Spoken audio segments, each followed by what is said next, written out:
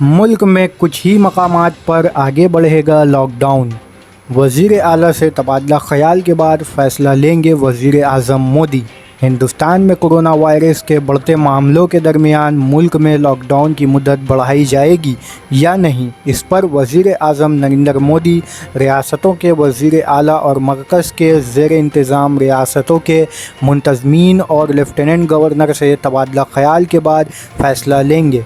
मौसला इत्तलात के मुताबिक हफ्ता को वज़ीर आला, मुंतज़मीन और लेफ्टिनेंट गवर्नर से वज़ीर आज़म नरेंद्र मोदी वीडियो कॉन्फ्रेंस के ज़रिए राब्ता कायम करेंगे। वज़ीर आला के साथ गुज़श्ता मीटिंग में वज़ीर आज़म नरेंद्र मोदी ने लॉकडाउन हटाने को लेकर मशवरा तलब किए थे ताकि गरीब और दहाड़ी मज़दूरों की परेशानी ख़त्म हो सके। हुकूमत मनसूबाबंद तरीके से लॉकडाउन ख़त्म करना चाहती है। मरकज़ी हुकूमत से मुंसलिक ज़राए का कहना है कि मरकज़ उन मकामात से पाबंदी हटाने को तैयार है जहां कोविड-19 के मामले नहीं आ रहे हैं।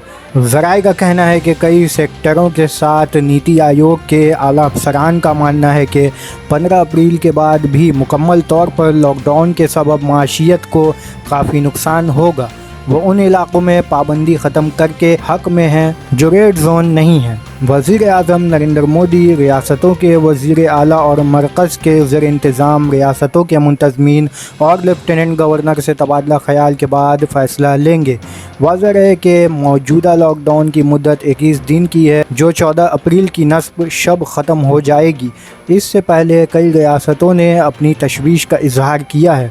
बुध की सुबह 9 बजे वज़ारत सेहत की तरफ से जारी की गई अदाद-ओ-शुमार के मुताबिक पूरे मुल्क में 5194 मामले दर्ज किए गए, जिसमें 4643 केस एक्टिव हैं और 401 मरीज़ अस्पताल से डिस्चार्ज किए जा चुके हैं।